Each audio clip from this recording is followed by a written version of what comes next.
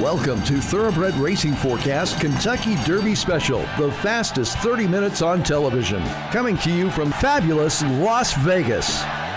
Thoroughbred Racing Forecast, starring Dennis Tobler. Hello, racing fans. Dennis Tobler here in Bet Central, Las Vegas, and this is the day we've all been waiting for. We're going to break down the Belmont Stakes, the third jewel of the Triple Crown for you this week, and we want you to pay some close attention. Not only myself, but I went from coast to coast to gather some talent for this show. On the West Coast, we have the one and only Fred Wallen. He's the greatest sportscaster, sports announcer of all time, and probably the most knowledgeable sports radio host there has ever been. Also from the East Coast, Louisville. That's right, Louisville, Kentucky. The great Mark Klein, the Corp Jester, he'll be on. And he certainly has the information from the East Coast on what's going on in the horse racing industry.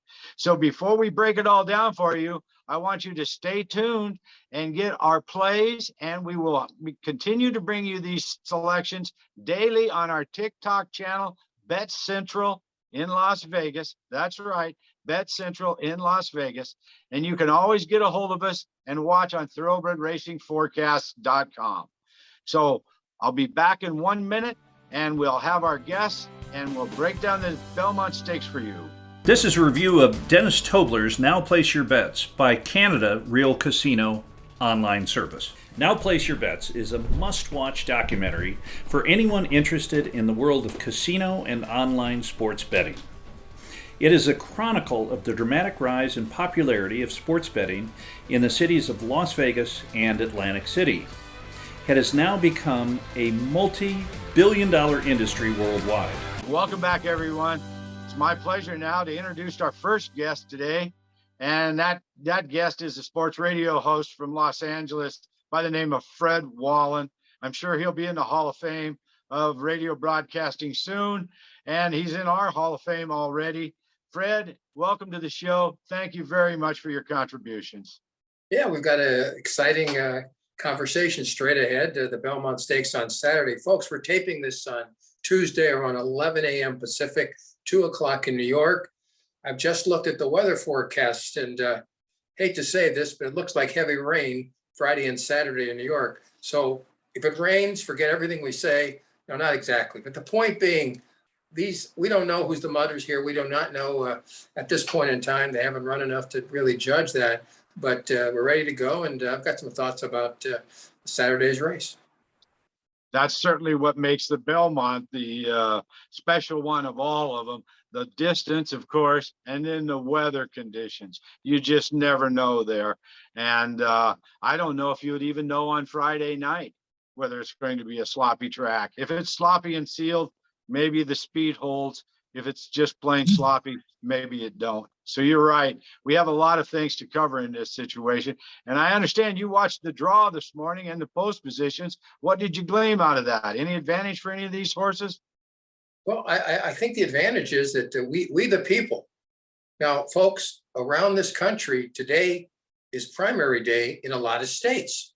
So wouldn't you think that we the people getting the number one post position, wouldn't that fit perfectly? But on a serious note, the horse ran 44-7 a couple of days ago at Belmont for a half a mile. 44-7. That's why right now he's the 2-1 favorite. I don't know if anybody should be a 2-1 favorite. It's wide open. But the point is, he got a lot of people's dollars because of that track, I think on Saturday when he ran that 44-7. Again, I don't know if that means he's going to run 44-7 here on Saturday. But 44-7 is awfully quick, don't you think, Dennis? Yeah, that's a very quick work for a half a mile. They definitely are trying to sharpen that horse up. I looked at the breeding on that horse, and it's by Constitution, who's by Tappet. And on the bottom side, it's Tis Now. So that horse certainly has the Belmont distance, breeding, mud, fast, whatever in his breeding. That's probably why he's the 2-1 favorite in this one. 2-1 doesn't seem like the price it should be either. These other horses have competed in some of these Triple Crown races, and the only one that we the people really was in was the Peter Pan at grade 3. Well, he was in the Arkansas Derby, didn't do very well. The Peter Pan at grade 3, he won handily, And I think that's why the people are on him back east, especially. You know, he won the grade 3 Peter Pan. So with that fast workout, and with that, he comes off the morning line favorite 2-1. I must say this, he draws Flavian Pratt as the jockey, and Flavian is probably one of the best 3 jockeys in the country. So that's not going to hurt his efforts any either. And most of these horses are also rans. So We the People is going to be making a strong showing. You know what else? Just looking at the draw and looking at the 8 horses that will be running, a horse like Creative Minister. Now, you own horses and you've known owners. I've known owners. And a lot of times they build up their horse better than the horse might really be.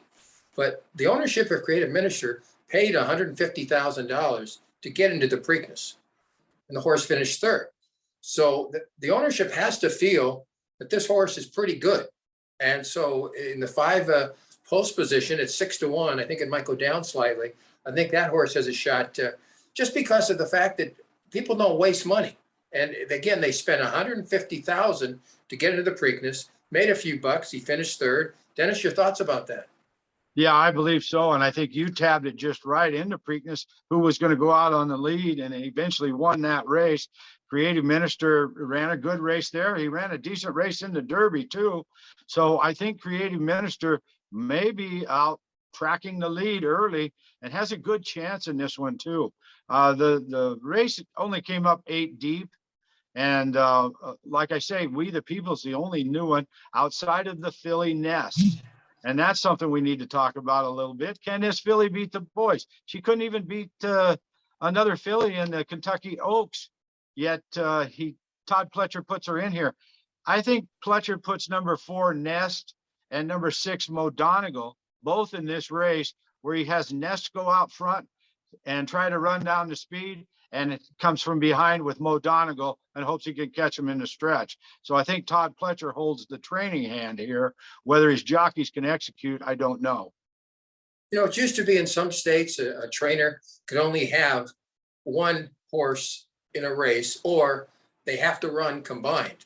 And so that made it a little bit different, and I think actually fairer for the actual person that likes to bet a few bucks. What you just said could be true. I mean, you put a horse out there to basically be a shield for another horse, and then you never know what's going to happen. But should be interesting. 8 horses. By the way, the number 2 post position has won 29 times. I don't know if that means anything. That's 1 out of every 5 races. And Skippy Long stocking is 20-25-1, something like that. Maybe the horse should be 15-1, 20-1, who knows? But 2 post position has won 29 times. That's a pretty high number. That is a high number for that track. And another thing people don't know, just because it's 1.5 miles, people think the horses have to come from behind to win. But the majority of the races, probably 75 to 80% of them, have been won on the front end or a horse tracking the front end in the Belmont Stakes. So it is kind of and how many times have we watched the Triple Crown go down in a Belmont Stakes race? It is really a confusing spot to try to handicap. And with the weather and new horses coming into the field, nothing's a lock in this year's race. But I would like to ask you to give us your opinion, 1, 2, 3, and your betting strategy, please. Well, again, it's not something I bet heavily, and again, depends on the rain, but I'd probably go 1, 4, 5, just based on the fact that We the People had 44.7 for 1/2 mile is awfully quick. You know about the breeding, so the point is that horse can go 1.5 miles. Rich Strike, what can you say at 80-1? You're not going to get quite 80-1, since right now it's 7-2. But the point is that I think the horse might be right there, and Creative Minister is indicated. So maybe 1, 4, 5, and something like that. And I will guarantee you that 49 years ago, of course, Secretariat ran 2:24. Nobody will run that quickly Saturday at the Belmont. I agree with that. I like your play. We the People over Rich Strike, over Creative Minister. And I guess we failed to mention that Rich Strike is back in the race after winning the Kentucky Derby. I think we failed to mention that much, because I don't think Rich Strike's going to win this one. I'll be surprised if he comes into money here. So who knows who's going to win it? Thanks for your input. and good luck on Saturday, Fred. We'll have you back on next time we have this show go around the circuit. Dennis, it's been fun. Thank you guys very much, and let's have a safe race. You bet. We'll talk to you later, Fred. Thank you. When I'm at the track, I get all my information from the Thoroughbred forecast.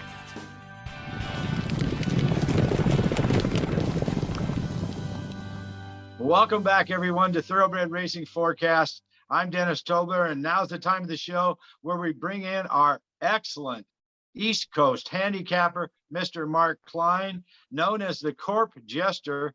Mr. Klein is well known in the comedian field, traveling the United States, cruise ships, etc., with his shtick, and he is a great handicapper and a well-known breeding expert as well. Why not? He lives in Louisville. Come on board, Mark. Are you there? I'm here like hair in a biscuit. So it's great to be with you guys today. Here's what an expert handicapper I am. If you bet my top choices to place, you'll come away with $1 more than you started with. So that's this Triple Crown series has just made my head spin with how much talent has failed to get to the wire. And it's going to influence how I bet the Belmont as well. But it's been very exciting to watch. I have to tell you, I was at Churchill Downs last week, and they had Rich Strike. They did a public workout for him in the middle of the afternoon, about 3 in the afternoon between races 5 and 6. They work out their Derby winners so everybody can see them. And that's just not something you see once in a lifetime. So that was pretty unusual. I wasn't in favor of doing that, by the way. I don't think you disrupt a winning horse's routine that way, but they chose to do it. And who am I to second guess Eric Reed at 80 to 1?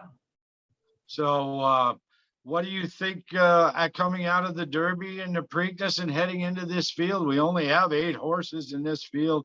Some were also rans in the previous races. We have some new faces, including a filly. Give me your overall view of the field. You would think that with no Derby and Preakness winner, that a horse that didn't win both those not entered in a year where we can't have that, this field would be packed. You'd expect a 14-horse field in the Belmont this year. So I was surprised to see we've only got 9 entries. And I've not been right on any of this so far. Somebody asked me, does it bother you to be wrong so often? And I said, I've been married for 30 years. It doesn't bother me a bit. I mean, if I expect to make 31, I expect to be wrong. But I have to stop you for a minute. Your selections on our show have shows a positive return on investment. So you're not losing, you're winning. So I don't care how much you win, as long as you're on the plus side of the column, it's good. The thing was, I and Fred Wallen all picked Epicenter the first 2 races. And the funny thing was, last Friday on Sports Overnight America, I was on with Fred, and he says, do you think we can all pick Epicenter again to get second? And I says, no, I don't think so this time, Fred. And he goes, why? And I go, he's not running. So yeah, I agree with you. I have no idea why the field's so short. It looks like an optimum opportunity to pick up big money, black type. I mean, I think I could have found a 3-year-old colt to be in this field. Absolutely could have been. And with the New York Breds winning more races than they traditionally do in better times than ever before, I'm surprised we didn't see more of them. I've got some thoughts on the Belmont this year. Again, Rich Strike has been rested, but they keep citing how energetic he is during his workouts, how he wants to go farther and farther. I don't care if he wants to go farther at 7:45 in the morning. He needs to want to go farther at 5:50 in the afternoon. And I'm afraid, and again, his connections are as nice as you hope they are. These are lovely people who deserve every bit of what they're getting this year. But I'm hoping he does not leave his race on the training track, because he's just been boiling over both in the morning and his afternoon work at Churchill. I don't like horses that get out of rhythm, and I'm not picking Rich Strike for any of this. I wish I could, and my heart's going to be rooting for him. My brain has picked against him. So that's just how I shake it out this year. Well, before we get to your picks, let me get your opinion of Todd Pletcher putting in a filly Nest. And then, of course, he also has Mo Donegal as an entrant. Do you think we're going to see Nest go out on the lead and Mo Donegal try to catch up in this I don't think so. field? They've been working out as a team. They work out in tandem. They're not one stride apart. And I don't think you change that either. I think when the race breaks, if they're near each other, they get next to each other. And in my opinion, Mo Donegal will pull away, and Nest may or may not. I have to believe that in Pletcher's heart of hearts, he's not sure if she can get the 1.5 miles, but he would like to find out, and why not find out on national TV with this way. I mean, I can't fault the decision. It's not something I would probably do, but I tell jokes. I don't run horses. I'll say this, that the Derby fractions were so lightning fast. They're touting horses that are from the Derby because just the way the fractions shook out, it was not a natural progression that we're used to seeing. I can close into a 44-second half mile. That's not going to be the test on Saturday. So we'll see what happens there. So I've got two different angles on this, one of which involves the Derby horses, and one which involves the ones that did not start in any of the Triple Crown races, and Nest is included in that bunch. Now that you bring her up, let me jump ahead of what I was going to say a little bit. I've put together a life-changing $1 superfecta box called the Unclassic, and it's the four horses in the Belmont that did not start in any of the Triple Crown events. So if this hits, of course, it is life-changing. You've got numbers 1, 2, 3, and 7. That would be We the People, of course. Nest is in that group. Skippy Longstocking, gotta love that. And the fourth horse in there is so obscure, I've even forgotten their names. So it should be pretty exciting for all of us. I'm going to place that bet, $24 $1 superfecta box, 1, 2, 3, 7 horses that did not start in any of the Triple Crown events. Golden Glider, the Mark Casse horse with Dylan Davis, is the 7 horse. Correct. Okay, so you're going with the 1, 2, 3, 7, and that will be your boxes for your superfecta. And you're right, if that hits, that's a knock 'em dead super. I have a comment, and I'd like to get your opinion on the We the People. Didn't run well in Arkansas, but come back and ran extremely well in New York in the Peter Pan. Flavian Pratt, the jockey, he's certainly one of the top jockeys in America. At 2-1, he's the morning line favorite right now, and he hasn't ran in any of the Triple Crown races thus far. So that's somewhat of a surprise. And then one more thing before I go any further is our weather report tells us it's going to be muddy and sloppy and rainy there Friday and Saturday. So with that in mind, what say you? A front-running victory in the Peter Pan does not a Belmont winner make. I expect him to go to the lead, but again, it's not how fast he wants to run in the first quarter mile, it's how fast he wants to run in the last half mile. And the Belmont is traditionally won by stalking horses. This is not a race that is typically won by come from behind horses. It's run by stalking horses, and he's got company a length off of him. No matter how fast he gets out of the gate, his rearview mirror is going to be full of Creative Minister and Mo Donegal, I have to believe. And Joel Rosario, a great finishing jockey, is going to be on Barber Road to try to pick up some of these pieces at a nice price. So where I gave you the comedian's life-changing $1 non-classic superfecta, here's horse race handicapper Mark Klein, his idea of how this race shakes out. I like Creative Minister for the win and play spots, and I like Mo Donegal. I'm going to look at the odds. Creative Minister goes as the race favorite at 2 or 3 to 1. That's underlaid for me. I'd rather have Mo Donegal at 5 to 1 or better. I'm going to play the tote board a little bit, but I like both of those horses with Barber Road coming up too as well. So I think what I'm going to do with this is probably day of race. Look how they look in the paddock on the track when they warm up. Whoever looks the best to me, Creative Minister or Mo Donegal, that's going to be my win selection. I'm not going to put Nest into this mix. I'm going to put both those horses with Barber Road and see who can get it, see who can come 1-2. And I think that's how I'm going to play it. Like it. Creative Ministers ran several good races, so he's definitely, I think, in top form right now and can get the distance. I think Barber Road might be the sleeper with Joel Rosario on board too at the distance. It's a jockey's race normally, and he's probably one of the 2 best jockeys in the race.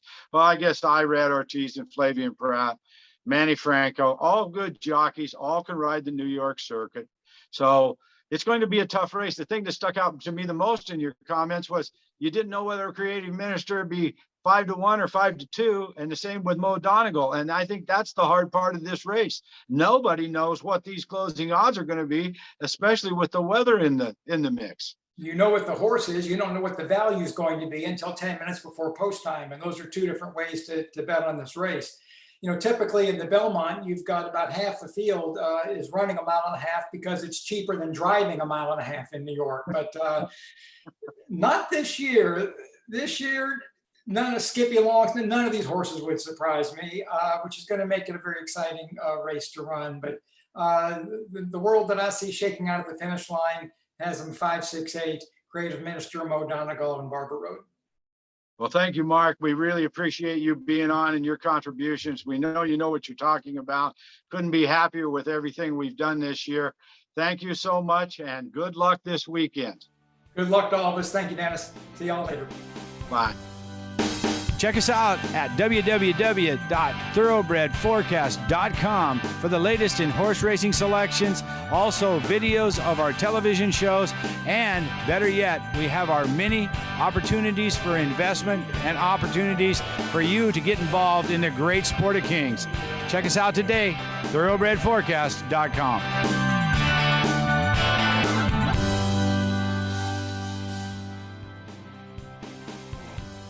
Welcome back, everyone. I really want to thank Mark Klein and Fred Wallen for their input into this show. There's no doubt about it, our Thoroughbred Racing Forecast brings you the insights and information you need to help you be a winner at the racetrack.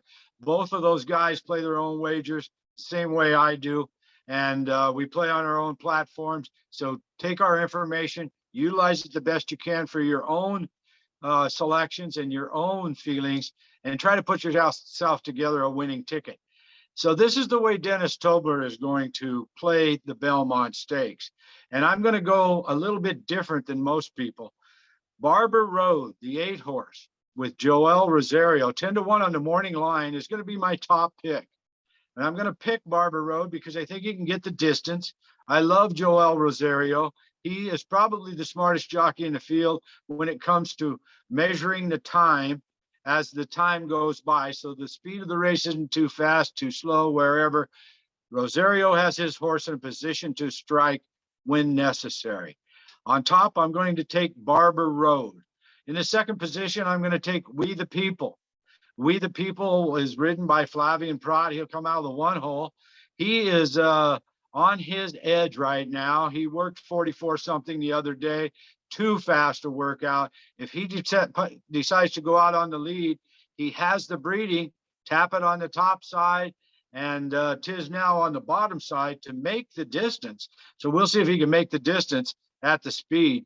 But I'll put number 1, We the People, in the second position. And I'm going to go with Mo Donegal, one of the Todd Pletcher horses, to catch up from behind and finish third in this matchup. And then if you were going to expand to the superfecta, there's not that many horses, so take an all. So let's go over them one more time. Barber Road, 8 over 1, We the People, over 6, Mo Donegal, and then in the 4th position, all. And there you have it. You can box the first 3 in the exacta box and trifecta boxes, and take the 3 with all for your superfecta. This year's 2020 Belmont Stakes. Make sure you follow Bet Central on TikTok. Every day of the week, we have information for you on there. Once again, goodbye from Bet Central. Goodbye and good luck.